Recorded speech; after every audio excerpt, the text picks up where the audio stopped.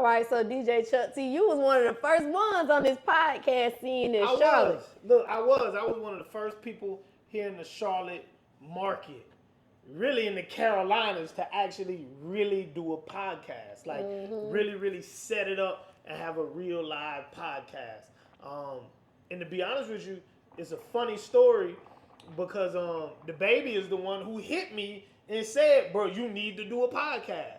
And he was my first guest. This is before he blew up. This is right around the time he had the song, I got a whole lot of diamonds. Yeah. Yep. So yeah, Dababy hit me. He texted me on both of my phones. Not one phone, but both phones. It said, my nigga, you need to do a podcast. All right? And I thought about it and I said, man, he right. So I went out, bought me a Canon camera, and as a matter of fact, you asked me about who's buzzing earlier. It's still the same Canon camera. It's a Canon 70D that I went out and bought at the time. It was one of the top of the line cameras. This was about 7 years ago. It was one of the top of the line Canon cameras.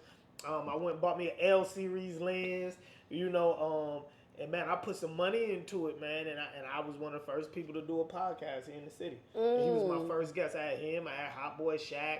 I had quite a few Charlotte heavy hitters. Mr. 704, right around the time he had just started the Real Side Chicks of Charlotte. Okay. You know what I'm I used to like the Real Side Chicks of Charlotte. So yeah. Man, I've been putting on for the city. Okay. These niggas be hating, talking about, oh, Chuck T don't put on for the city. Chuck T putting on, baby. Man, these niggas is brand new. These niggas don't be outside. Right. You know what I'm saying? I was outside before it was a thing to be outside.